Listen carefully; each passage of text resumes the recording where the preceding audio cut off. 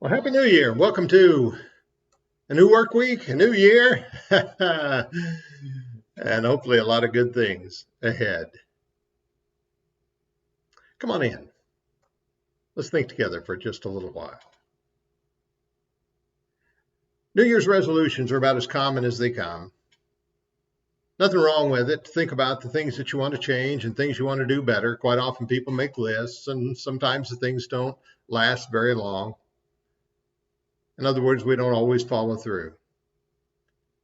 But today I'd like you to think about something that may be a challenge to do, but probably one of the best things you can do to improve yourself and improve your relationship with other people. And that's to think about the things that you say.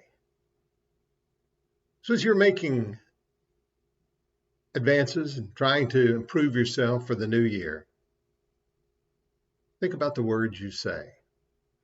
The old Bee Gees song says, "It's only words, but words are all I have." It goes on to say, "To take your heart away." That's a love song, but quite often we are judged simply by the words that we share, the way that we share them, the intent of them, the kindness of them, the harshness of them, even the grammatical correctness of them.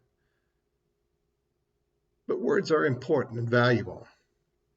Jesus points out that while we may think some of our words have very little value, he says, "But I say to you that for every idle word men may speak, they will give an account for it in the day of judgment. For by your words you will be justified, and by your words you will be condemned."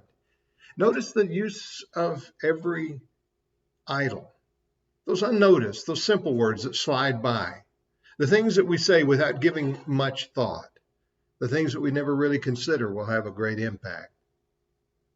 Idle words. Consider how you're going to talk to people today, the way you respond to your husband or your wife, the way you talk to your children, your coworkers, the people that you meet each day. I was thinking just the other day in this line of thinking, wouldn't it be great to be able to go back and people that you hadn't spoken to and to speak to them? And the people that you had said something you wished you hadn't said, to be able to take it back. Of course, once they're out, you can't pull them back in. It's kind of like a tangled fishing line. Once it's out there, it's just a mess and it's hard to deal with it. Words are the greatest instrument that we have in terms of being able to affect the lives of others. In fact, it points out that the preaching of the gospel is God's great tool to communicate his love with people.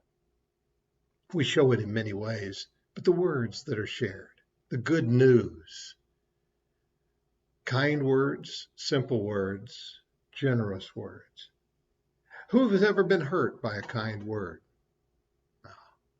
Maybe your mother taught you when you were a child, "Sticks and stones may break my bones, but words will never hurt me." I don't mean that mom lied. She's trying to toughen you up a little bit. But the fact is, words do hurt and words do have an impact. Jesus said we'll be judged even by those idle words, the words that we gave very little thought to. How different the world would be if you and I began a chain of effect in which our chosen words were intended for kindness, character, education, blessing, and love. That doesn't mean every word is always going to be pleasant. It just means that the intent of it will always be for the best and the benefit of whoever is involved. So I'm going to call on you to think about that. Two things I want you to do with your words. One is I want you to bless the people who are around you. Think about, how can I use my words today to be a blessing to someone else? And then two, I want you to consider that everything you say is something you would say before the Lord.